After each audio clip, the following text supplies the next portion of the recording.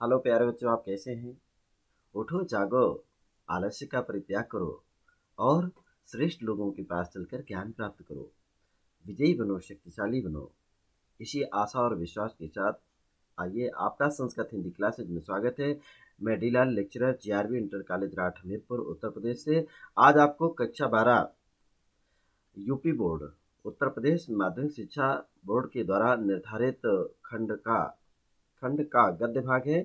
और आज आपको ये पाठ 5 का शिक्षा का उद्देश्य, जिसके लेखक है डॉक्टर शंपूर्णानंद जी। इनके देखिए, इसके पहले की जितनी भी पीडीएफ थी, फर्स्ट पार्ट में आपने पहले भाग में डॉक्टर शंपूर्णानंद जी का जीवन परिचय और उनकी रचनाएं और उनका साहित्यिक परिचय, इसके बाद आपने भाषागत शैलीगत विशेषताओं का अध्ययन किया है। दूसरे भाग में आप द्वारा शिक्षा का उद्देश्य नामक पाठ का आप अध्ययन किया और पाठ पर जो संक्षिप्त व्याख्या और उसके कठिन शब्दों की जो व्याख्या थी वो आपको करके दी गई है। आज तीसरा पाठ भी आपको रह गया। इस तीसरे पाठ के अंतर्गत आप जानेंगे हम लोग की शिक्षा का उद्देश्य नामक पाठ पर आधारित कैसे महत्वपूर्ण प्रश्न आपको परीक्षा में आते हैं, और यहाँ पर उन्हीं प्रश्नों को, उन्हीं गद्यांश को दिया गया है जो आपके लिए परीक्षा के लिए बहुत ही इम्पोर्टेंट है और ये इम्पोर्टेंट क्वेश्चन के रूप में आपको बताना है। तो आइए, आज आप जुड़े हमारे साथ बड़े हर्षोल्लास के साथ, प्रसन्नता के साथ कि शिक्षा का उद्देश्य में डॉक्टर शंपूर्णानंद जी ने क्या बताया है और कौन महत्वपूर्ण प्रश्न है, कैसे प्रश्नों के उत्तर आप देंगे। इसकी तैयारी करने के लिए आप अपने साथ नोटबुक भी ले लें और इसके पहले जितनी भी वीडियो भेजी जा रही हैं उन वीडियोज़ को कायदे से मन लगा करके आप सुनिए। सुनने के साथ ही उसमें दी गई पीडीएफ है, पीडीएफ को आप डाउनलोड कर लें। डाउनलोड करने के साथ साथ अब उनको अच्छे से आप अपनी नोटबुक में उतारते चलें, लिखते चलें, ताकि बहुत अच्छा आपका शॉर्ट नोट्स भी तैयार हो जाएगा। आप चैलेंज कर देंगे कि पूरे पुस्तक में कहीं से भी, पूरे पाठ से कहीं से भी पूछ लें प्रश्न, तो आप उन प्रश्नों को हल करने में सामर्थ्य रहेंगे। तो आइए देखते हैं कैसे प्रश्न हैं, उन प्रश्नों का अध्ययन करते हैं। हाँ, देखिएगा, का नंबर यहाँ पर दिया गया है। पुरुषार्थ एक दार्शनिक विषय है। पहले इसको मन लगा करके पढ़ना होता है, क्योंकि जो भी गद्यांश पेपर में दिया जाता है उसको मन लगा करके पहले पढ़िए और रुक रुक करके पढ़िए। बहुत स्पीड के साथ नहीं पढ़ना है, एक एक शब्द को मनन चिंतन करते हुए आप अध्ययन करना है। उसके बाद ये जो पाठ पर आधारित, इस गद्यांश पर आधारित आपके 5 प्रश्न दिए जाते हैं। इन पांचों प्रश्नों के आपको उत्तर देना है। तो पहले हम इस गद्यांश को अध्ययन करेंगे। देखिएगा, पुरुषार्थ एक दार्शनिक विषय है। कैसा विषय है? दार्शनिक विषय है। पर दर्शन का जीवन से घनिष्ठ संबंध है। जीवन से घनिष्ठ संबंध किसका है? तो आप बताएंगे दर्शन का जीवन से घनिष्ठ संबंध है। या दर्शन का किससे घनिष्ठ संबंध है? तो आप बताएंगे दर्शन का जीवन से घनिष्ठ संबंध है। वो थोड़े से विद्यार्थियों का पाठ्य विषय मात्र नहीं है। यहाँ पर लेखक का मानना है कि यह थोड़े से विद्यार्थियों का विषय मात्र नहीं है, पाठ्य विषय नहीं है। यहाँ प्रत्येक समाज को एक दार्शनिक मत स्वीकार करना होगा। ये दार्शनिक मत क्या होता है उसके बारे में आपको बताया गया। दार्शनिक मत से आपको क्या लाभ होगा इसके बारे में बताया जाएगा। उसी के आधार पर उसकी राजनीतिक, सामाजिक और पारिवारिक व्यवस्था का चक्रव्यूह अर्थात पूरा भवन खड़ा होगा। जो समाज अपने वैयक्तिक और सामूहिक जीवन को केवल प्रतीयमान उपयोगिता के आधार पर चलाना चाहेगा, उसको बड़ी कठिनाइयों का सामना करना पड़ेगा। एक विभाग के आदर्श हमेशा दूसरे विभाग के आदर्श से टकराएंगे। तो आपको ये भी दिया गया है कि एक विभाग के आदर्श कैसे दूसरे विभाग के आदर्शों से टकराएंगे। तो इस गद्यांश को आपने अध्ययन किया है और गद्यांश पर आधारित कुछ प्रमुख प्रश्न हैं, उन प्रश्नों को आइए अध्ययन करते हैं। पहला प्रश्न आपसे पूछा जाता है और इन प्रश्नों को जब आप यहाँ से पढ़े जाते हैं तो उन प्रश्नों का उत्तर आप स्वयं अपने मन में संजोएं और ढूंढें, जानकारी करें। उसके बाद जो हम उत्तर यहाँ से देंगे उन उत्तरों को अपने उत्तर से उसको मिलाइएगा। उस आंसर से जब आप मिलाएंगे तो जो आवश्यक संशोधन है उसको संशोधित करके अपने नोटबुक में जरूर लिखना है। तो पहला प्रश्न आपसे पूछा गया, उपरोक्त गद्यांश का संदर्भ लिखिएगा। या कभी कभी आपसे पूछा जाता है कि पाठ एवं लेखक का नाम बताइएगा, तो पाठ का नाम और लेखक का नाम आप लिखेंगे। 2 नंबर का आता है। दूसरा प्रश्न आपसे रेखांकित अंश की व्याख्या कीजिएगा। तो ये रेखांकित अंश आपको दिए गए हैं, इन रेखांकित अंशों की व्याख्या करनी है। और जब व्याख्या करनी है तो आप बाकायदा हेडिंग डालेंगे रेखांकित अंश की व्याख्या, उसके बाद आप इसकी व्याख्या करेंगे। चलिए, तीसरा प्रश्न आप ध्यान से सुने। पुरुषार्थ किस प्रकार का विषय है? पुरुषार्थ किस प्रकार का विषय है इसके बारे में बताना है कि पुरुषार्थ एक दार्शनिक विषय है। ये एक एक नंबर के, दो दो नंबर के प्रश्न है। अगला और चौथा प्रश्न है, पुरुषार्थ और दर्शन का संबंध किससे है? देखिए ये पुरुषार्थ है और दर्शन है, इसका संबंध किससे है, इसको आपको स्पष्ट रूप से लिखना है। पांचवा और अंतिम प्रश्न है, प्रत्येक समाज को दार्शनिक मत स्वीकार करना चाहिए और क्यों स्वीकार करना चाहिएगा, इसके बारे में बताया गया है कि उसी के आधार पर राजनीतिक, सामाजिक और पारिवारिक व्यवस्था का जो व्यूह है वो खड़ा होगा। ये 5 प्रश्न हैं और पाँचों प्रश्नों के आपने उत्तर जान लिए होंगे, अपने इस गद्यांश से ढूँढ लिए होंगे। तो अब हम आपको ये इस गद्यांश पर आधारित जो प्रश्न पूछे गए हैं, उनके उत्तर इस प्रकार से हैं, उन उत्तरों को आप मिला लीजिएगा। पहला उत्तर है आपका संदर्भ। संदर्भ आप इसी प्रकार से हेडिंग डालिए, अपनी कॉपी में ऐसे ही आप हेडिंग डालेंगे, संदर्भ लिखेंगे और फर्स्ट नंबर, ये उत्तर भी लिखिएगा, ये फर्स्ट नंबर डालिए, फिर लिखिए संदर्भ। और एक 2 लाइनें यहाँ पर अपनी परीक्षा पुस्तिका में जैसे आप लिखते हैं, तो एक प्रश्न से दूसरे प्रश्न के जब उत्तर देते हैं, तो हमेशा 2 लाइन आप छोड़ दीजिएगा। यहाँ पर लिखिए संदर्भ। संदर्भ में कैसे लिखें? प्रस्तुत गद्यांश हमारी पाठ्य पुस्तक में संकलित शिक्षा का उद्देश्य, उद्देश्य पाठ का नाम पहले आप लिखेंगे, शिक्षा का उद्देश्य नामक पाठ या शीर्षक से उद्धृत है। इसके लेखक है डॉक्टर संपूर्णानंद हैं। इसके लेखक डॉक्टर संपूर्णानंद है। ये आपका पहला प्रश्न रहा। और इसी तरह से ये आपको यह पूछा जाता है आपसे कि पाठ का नाम और लेखक का नाम बताइए, तो इसी प्रकार से आप मोटी हेडिंग डालेंगे, पाठ का नाम और लेखक का नाम, पाठ का नाम, शिक्षा का उद्देश्य और लेखक का नाम डॉक्टर संपूर्णानंद। ये आपका 2 नंबर का प्रश्न हल हो गया। अब इसके बाद रेखांकित अंश की व्याख्या। इस प्रकार से रेखांकित अंश की व्याख्या के लिए आप हेडिंग डालें और पॉइंट लिखने के बाद ये सेकंड नंबर भी ऐसे ही डालें और फिर उसकी व्याख्या करें। प्रस्तुत पंक्ति में लेखक ने स्पष्ट किया है कि दर्शन का प्रत्येक व्यक्ति के जीवन में बहुत घनिष्ठ, बहुत अटूट संबंध है। जब हम पुरुषार्थ की बात सोचते हैं तो निश्चित रूप से हमें दार्शनिक विवेचन के लिए विवश होना पड़ता है और दार्शनिक मंथन के लिए करना ही पड़ता है, क्योंकि पुरुषार्थ का संबंध दर्शन और दर्शन का संबंध जीवन से है। देखिए पुरुषार्थ का संबंध दर्शन से है और दर्शन का संबंध हमेशा जीवन से होता है। जीवन से संबंध रखने वाला ये दर्शन केवल पाठ्य पुस्तकों में ही लिखा हुआ दर्शन नहीं है, वरन प्रत्येक क्षेत्र से संबंधित हमारा गहन चिंतन भी दर्शन ही होता है। जब हम चिंतन करते हैं, जीवन के किसी भी क्षेत्र में जब हम चिंतन करते हैं, सोचते हैं या विचार करते हैं, तो वही हमारा दर्शन होता है। और दार्शनिक सिद्धांतों के अभाव में, स्पष्ट लेखक का मानना है कि दार्शनिक सिद्धांतों के अभाव में किसी जीवन या समाज का संचालन नहीं हो सकता है। अर्थात ये सिद्ध हो गया कि दार्शनिक सिद्धांतों के आधार पर ही जीवन का और समाज का संचालन हो सकता है। प्रत्येक समाज को कोई न कोई दार्शनिक मत स्वीकार करना ही होता है, क्योंकि दार्शनिक मत के आधार पर ही उस समाज की राजनैतिक, सामाजिक और पारिवारिक व्यवस्था संभव हो सकती है। ये रेखांकित अंश की व्याख्या रही, 2 पंक्तियों की आपने व्याख्या की है। अब इसके बाद तीसरा प्रश्न आपसे पूछा गया था, पुरुषार्थ क्या है? तो आप लिखेंगे पुरुषार्थ एक दार्शनिक विषय है।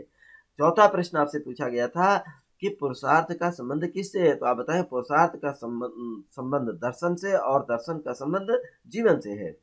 तो चौथा के बाद ये 5वां प्रश्न का उत्तर आप मिलान कर लें।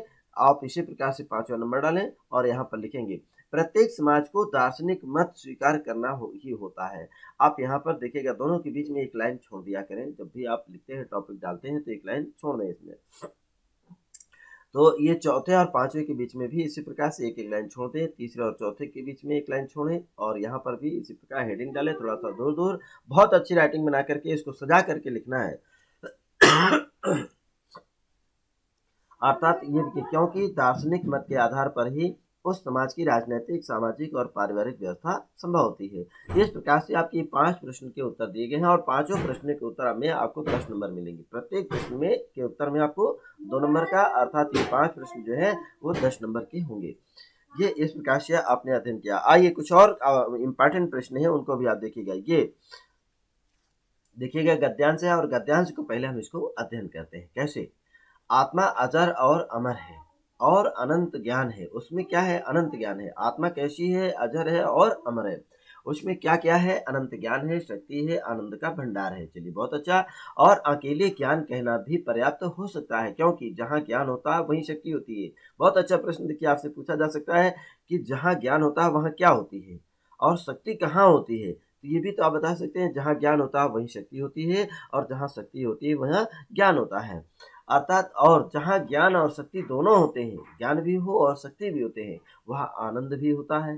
अर्थात ज्ञान से परिपूर्ण है, आप शक्ति से परिपूर्ण है, तो निश्चय ही आपको आनंद की प्राप्ति होगी। परंतु अविद्यावशात, अविद्या माने अज्ञानता, जिनके पास ज्ञान नहीं होता, जहाँ ज्ञान नहीं होता, वो अपने स्वरूप को निश्चित रूप से भूला हुआ होता है, और इसी से उसे अल्पज्ञता कहते हैं। उसे अल्पज्ञ पाता है, अर्थात उसे ज्ञान नहीं हो पाता है, और इस थोड़े से ज्ञान के साथ साथ शक्तिमता जाती है, अर्थात अल्पज्ञता के साथ साथ उसमें शक्तिमत्ता आती है, और उसका परिणाम दुख होता है। ये शक्तिमत्ता मतलब शक्ति की हीनता होती है, जिससे आपको बाद में शक्ति से हीन होने के कारण ही आपको दुख की अनुभूति होती है। तो ये आपने अपनी गद्यांश को अध्ययन किया, और गद्यांश के आधार पर कुछ प्रश्न आपसे पूछे गए। वो कैसे प्रश्न है, आइए। पहला प्रश्न आपसे, उपरयुक्त गद्यांश का संदर्भ लिखिएगा। दूसरा या आपसे पूछा जाता है गद्यांश की पाठ एवं लेखक का नाम बताइए। दूसरा प्रश्न है रेखांकित अंशों की व्याख्या कीजिएगा। ये जो रेखांकित अंश है इसकी आपको व्याख्या करना है। उसके बाद तीसरा प्रश्न है आत्मा को क्या माना गया है। आत्मा को अजर और अमर माना गया है, जैसा भी है इसको आप लिखिए। और चौथा प्रश्न है प्रस्तुत गद्यांश में किसका वर्णन किया गया है। तो आप क्या बताएंगे, इसको भी किसका वर्णन किया गया है, प्रस्तुत गद्यांश में किसका वर्णन किया गया है, अर्थात इसका एक प्रश्न के रूप में आपको वर्णन करना है। पांचवा प्रश्न है इस गद्यांश में आनंद की कुंजी किसे बताया गया है। तो ये भी आपको सिद्ध करना है कि कहाँ पर आनंद की कुंजी क्या है, वो शक्ति है, ज्ञान है, जो भी है उसको आपको लिखना है ढूंढ करके इसी गद्यांश से। तो इन गद्यांश पर आधारित जो आपसे प्रश्न पूछे गए हैं, इन प्रश्नों के उत्तर आपने अपने मन मस्तिष्क में भर लिए होंगे, आपको याद हो गए होंगे। तो आइए इन प्रश्नों के उत्तर कैसे देते हैं उसका हम लोग यहाँ अध्ययन करते हैं कि उत्तर कैसे हैं।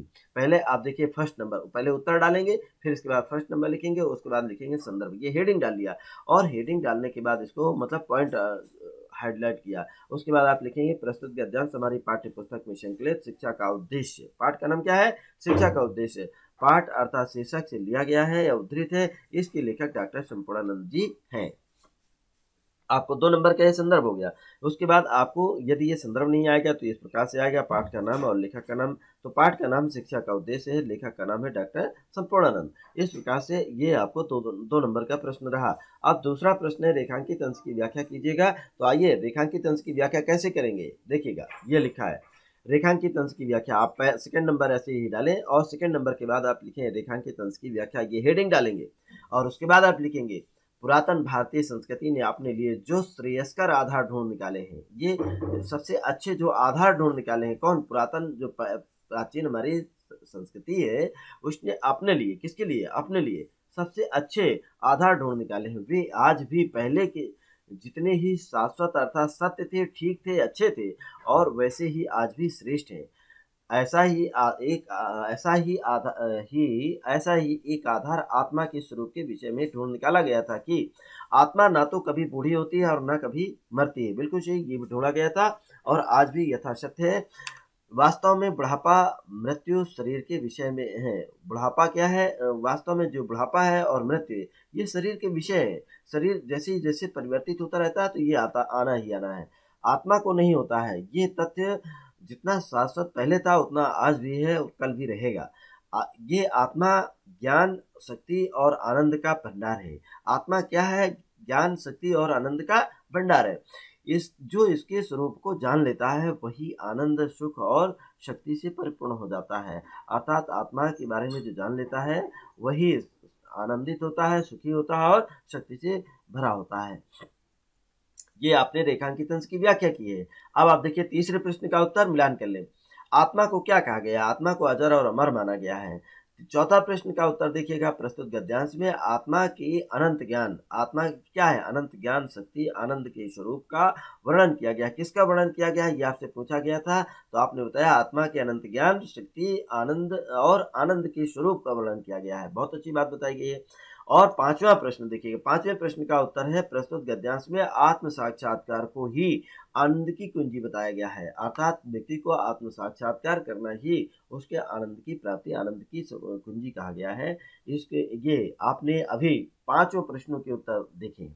ये पांचों प्रश्न के उत्तर आपको 10 नंबर मिलेंगे। कितने मिलेंगे, 10 नंबर। बहुत इंपॉर्टेंट है, आप अपने नोटबुक में जरूर नोट करें इसको, ठीक है। और बेटा जब भी देखिए अगर आपको कहीं कठिनाई होती है आपको लिखने में या पीडीएफ बनाने में या वीडियो को देखने में, तो आप जरूर हमें कमेंट करें और उसमें लिखें, मैसेज करें, हमें बताएं कि वास्तव में जो वीडियो भेजी जा रही है उसमें कहाँ पर त्रुटि है, कैसे आपको गलत लगता है। अगर उसमें थोड़ा-सा आपको कम दिखता है, कई बार होता है ना बेटा कि वीडियो जब हम बनाते हैं आपके लिए, तो वीडियो में बीच में धुंधला नज़र आता है, तो उसमें धुंधला को दूर करने के लिए आप जो वीडियो की क्वालिटी है उसको थोड़ा-सा कहते हैं ना 360 पिक्सल कैमरे में आप देखिएगा तो बहुत अच्छा, उसका थोड़ा-सा नेट बढ़ा लीजिएगा और कैमरे की उसकी रेंज बढ़ाइएगा तो निश्चय ही आपको बहुत अच्छी वीडियो दिखेगी। और हम कोशिश कर रहे हैं बहुत जल्दी कि ये समस्या भी अब आपकी दूर हो जाए। आइए देखते हैं कुछ इम्पोर्टेंट और प्रश्न हैं, उन प्रश्नों का अध्ययन कर लेते हैं। ये देखिए ग नंबर आपको दिया गया है, इसको पहले अध्ययन करिए, इसको पहले पढ़िए मन लगा करके एक-एक शब्द को। देखिए आत्म साक्षात्कार, आत्म साक्षात्कार का मुख्य साधन क्या है? यहाँ पर बताया गया योगाभ्यास है, ठीक है? योगाभ्यास सिखाने का प्रबंध राज्य नहीं कर सकता। कौन नहीं कर सकता है? राज्य नहीं कर सकता है तो फिर कौन करेगा? ना पाठशाला करेगा। लो, अध्यापक ही इसका दायित्व ले सकता है। कौन ले सकता है? अध्यापक। अर्थात अध्यापकों को चाहिए कि वो बच्चों को योगाभ्यास सिखाएं। बहुत अच्छी बात है, चलिए सिखाएंगे। जो इस विद्या का खोजी होगा वही अपने लिए गुरु ढूंढेगा। अर्थात जिसको योगाभ्यास करना होगा, पढ़ना होगा, तो चूंकि योगाभ्यास जो होता है उसको बताया गया है कि ये आपको कहीं न कहीं चित्त की एकाग्रता को करने के लिए आपको योगाभ्यास की आवश्यकता होती है। तो जब तक आप चित्त में एकाग्रता नहीं होगी तब तक आप कोई भी चीज़ पढ़ेंगे तो वो आपके मन मस्तिष्क में बैठेगा नहीं, आपको याद नहीं रहेगा। अपनी मेमोरी को बढ़ाने के लिए आपको योगाभ्यास करना अनिवार्य है। और जब योगाभ्यास करना अनिवार्य है तो योगाभ्यास कौन सिखाएगा, कहाँ सीखेंगे? तो जो योगाभ्यास सीखना चाहता है तो निश्चय ही कहीं न कहीं कोई न कोई उपाय वो ढूँढ लेगा और कोई न कोई गुरु भी ढूँढ लेगा। परंतु इतना किया जा सकता है कि इतना किया जा सकता है और यही समाज और अध्यापक का कर्तव्य है। क्या? मतलब बच्चों को आत्म साक्षात करने के लिए योगाभ्यास कराना और यही अध्यापक का कर्तव्य है। चलिए और भी देखिए, आप अपने मन से ढूँढिएगा, जो कि व्यक्ति के अधिकारी बनने में सहायता दी जाए। जी, अध्यापक का कर्तव्य क्या है? व्यक्ति को अधिकारी ना अर्थात बच्चे को एक अधिकारी बनने में सहायता दी जाए, उसको रास्ता बताया जाए, उसकी परिस्थितियों से अवगत कराया जाए और कैसे वो बनेगा इसके लिए पूरा मार्गदर्शन करें और अनुकूल वातावरण उत्पन्न किया जाए। ये अध्यापक और समाज दोनों करेंगे, ठीक है? बच्चे के लिए एक अनुकूल वातावरण तैयार करने के लिए एक समाज और अध्यापक दोनों का कर्तव्य हो जाता है। आइए इस गद्यांश के कुछ प्रमुख प्रश्न हैं, उनको आप जान लीजिएगा। पहला प्रश्न है, उपर्युक्त गद्यांश का संदर्भ लिखिएगा या गद्यांश का पाठ एवं लेखक का नाम बताइएगा। तो ये आपको याद हो गया होगा, शायद आपने इसको ढूंढ लिया होगा, इसका संदर्भ भी। चलिए दूसरा प्रश्न है रेखांकित अंश की व्याख्या। ये आपकी 2 लाइनें हैं, इन दोनों पंक्तियों की व्याख्या करनी है। और चौथा प्रश्न है, नहीं तीसरा, आत्म साक्षात्कार का मुख्य साधन क्या है? भैया आत्म साक्षात्कार का मुख्य साधन क्या है ये पूछा गया है, आपको इसमें लिख देना है। चलिए चौथा प्रश्न है, समाज और अध्यापक का कर्तव्य क्या है? तो समाज का क्या कर्तव्य है, अध्यापक का क्या कर्तव्य है, ये आपको बताना है, ठीक है? और उपर्युक्त गद्यांश का आशय स्पष्ट करना है। इस गद्यांश का आशय क्या है, इसका क्या मतलब है, वो चीज आपको यहाँ पर उत्तर में देना है। तो आइए देखते हैं उत्तर में। पहला प्रश्न का उत्तर देखिएगा, आप इस प्रकार से उत्तर लिखेंगे, यहाँ फर्स्ट नंबर डालेंगे और ये पूछा गया है कि संदर्भ लिखिए, तो आप हेडिंग डालें संदर्भ। और संदर्भ कैसे लिखेंगे ये आपको बताया गया है। प्रस्तुत गद्यांश हमारी पाठ्य पुस्तक में संकलित शिक्षा का उद्देश्य नामक पाठ या शीर्षक से लिया गया है, उद्धृत है। इसके लेखक डॉक्टर शंपूर्णानंद जी हैं। ये पहला प्रश्न रहा। अब आइए इसी के साथ ये दूसरा प्रश्न दिया गया है, हाँ अथवा का मतलब होता है या। आपसे पाठ का नाम पूछा गया और लेखक का नाम, तो आप इस प्रकार से पाठ का नाम शिक्षा का उद्देश्य और लेखक का नाम डॉक्टर संपूर्णानंद, ये जरूर उल्लेख कर दें, आपको 2 नंबर का होता है। अब आपसे रेखांकित अंश की व्याख्या आपसे पूछी गई थी, तो रेखांकित अंश की व्याख्या हम इस प्रकार से करेंगे। पहले सेकंड नंबर डालिए, उसके बाद लिखिए हेडिंग रेखांकित अंश की व्याख्या और उसके बाद विवरण चिन्ह लगा करके तब आप लिखेंगे। लेखक के अनुसार शिक्षा का सबसे प्रमुख उद्देश्य है छात्रों को आत्म साक्षात्कार की योग्य बनाना। बहुत अच्छा। लेखक के अनुसार शिक्षा का प्रमुख उद्देश्य क्या है? छात्रों को आत्म साक्षात्कार के योग्य बनाना है, ठीक है? इन प्रश्नों को आप संजो रखिएगा, बहुत अच्छा है। और उनके अनुसार आत्म साक्षात्कार का आशय यह है कि छात्रों को अपने ज्ञान में स्वरूप का सही बोध हो जाए और इस ज्ञान में स्वरूप की पहचान अथवा बोध कराने में जो भी साधन सहायक है उनमें योग का अभ्यास सर्वाधिक महत्वपूर्ण होता है। उन साधनों में योग भी करना चाहिए और योग के विभिन्न अंगों के माध्यम से कोई भी शिक्षार्थी आत्म साक्षात्कार की दिशा में सफल हो सकता है। योगाभ्यास एक आध्यात्मिक साधना है। योगाभ्यास क्या है? योगाभ्यास का मतलब होता है एक आध्यात्मिक साधना है जिसके माध्यम से व्यक्ति का चित्त एकाग्र हो जाता है तथा वो अपनी शक्तियों को पहचानने लगता है और उनका जो विश्वास है करने में भी सामर्थ्य होने लगता है। परंतु योगाभ्यास सिखाने के लिए राज्य और विद्यालय विशेष रूप से सहायक नहीं हो सकते हैं, अध्यापक ही सहायक हैं और समाज ही। तो इसलिए किनका कर्तव्य है, इस पर आपने रेखांकित अंशों की व्याख्या का अध्ययन किया है। अब ये तीसरा प्रश्न है, तीसरा प्रश्न का उत्तर दिया गया है। इस प्रकार से आप ये तीसरा थर्ड नंबर डालेंगे और उसके बाद ये उत्तर लिखेंगे और इन दोनों के बीच में एक लाइन जरूर छोड़ दिया करें, आत्म साक्षात्कार का मुख्य साधन क्या है? तो आप लिखेंगे आत्म साक्षात्कार का मुख्य साधन योगाभ्यास है। अगला चौथा प्रश्न का उत्तर देखिएगा, समाज और अध्यापक का प्रमुख कर्तव्य क्या है कि वे योगाभ्यास के लिए अनुकूल वातावरण उत्पन्न कर दें अथवा इसके लिए आवश्यक साधन आदि सुलभ करा करके इस दिशा से में उसे प्रेरित करें। किसे प्रेरित करें? छात्र को प्रेरित करें। ठीक है। और पांचवें प्रश्न का उत्तर आप मिलान कर लें, गद्यांश का आशय क्या है? गद्यांश का आशय है आत्म साक्षात्कार के लिए योगाभ्यास क्या करना है? योगाभ्यास करना। आत्म साक्षात्कार के लिए योगाभ्यास सर्वोपरि साधन है। ठीक है, इसको आप ध्यान में रखें और इसके लिए प्रत्येक व्यक्ति अपना प्रयास अधिक सहायक हो सकता है। व्यक्ति का अपना प्रयास, स्वयं से प्रयास करिए। समाज और अध्यापक का क्या कर्तव्य है, ये भी स्पष्ट किया गया है कि समाज और अध्यापक का दायित्व अर्थात उसका कर्तव्य है कि व्यक्ति को उसका अधिकारी बनने में सहायता प्रदान करते हुए अनुकूल वातावरण भी उत्पन्न करें। तो ये 5 प्रश्न आपके उत्तर मिल गए हैं और इन पांचों प्रश्नों के उत्तर आप अपनी कॉपी में जरूर नोट कर लें। ठीक है, तो बहुत ही इम्पोर्टेंट था। आपको ये 3 आवश्यक चीज़ें बताई गई हैं और इसी के साथ ही आपके ये जो प्रमुख बहुत ही इम्पोर्टेंट प्रश्न थे, इन इम्पोर्टेंट प्रश्नों को आपने अध्ययन किया है और इन्हें आप अपने नोटबुक में ज़रूर उतार लें। और इसके पहले भी जो आवश्यक प्रश्न आपको बताए गए हैं, उन प्रश्नों के उत्तर भी दिए हैं, तो उसे भी आप अपनी कॉपी में लिख लें और उसको पढ़ते भी रहें बेटा, क्योंकि यही आपको इससे बहुत आपको शिक्षा मिलती है। ये कहीं न कहीं आपके जीवन में मार्गदर्शक बनते हैं। तो हमारा क्या कर्तव्य है, एक शिक्षार्थी का क्या कर्तव्य है, समाज का क्या कर्तव्य है, आपको इन पाठ में आपने अध्ययन किया है। और इन पाठ पर आधारित जो महत्वपूर्ण प्रश्न हैं, इनको ज़रूर ध्यान दे करके, मन लगा करके आप इनको पढ़ते रहें और आगे के लिए भी आपका जो पाठ है उसकी तैयारी कर लें। अगला पाठ 6वां है, उसके बारे में हम आपको बताएँगे और अगले पाठ को आप पढ़ कर के घर से आएँगे। उसको कल हम आपको उसका जीवन परिचय, साहित्यिक परिचय और उनकी रचनाएँ, उसके बाद उस पर आधारित कैसे महत्वपूर्ण प्रश्न हैं, पाठ कैसा है, इस पर बृहद रूप से हम आपको बताएँगे। तो आप अपनी तैयारी करके आइएगा और इन प्रश्नों को ज़रूर तैयारी करें। बहुत इम्पोर्टेंट है, आपके लिए बहुत महत्वपूर्ण है, परीक्षा के लिए बहुत ही उपयोगी है और परीक्षा की अच्छे से तैयारी करना है तो इनको अध्ययन ही करना पड़ेगा। इसी के साथ आप प्यारे बच्चों, आप इसे मतलब क्लिक करें और ये दिया गया है ना, यूट्यूब चैनल को भी सब्सक्राइब करना ना भूलें और अपना ध्यान रखें, खुश रहें, प्रसन्न रहें। इसी के साथ आज की क्लास समाप्त होती है। तब तक के लिए आप सभी को नमस्कार, फिर मिलेंगे।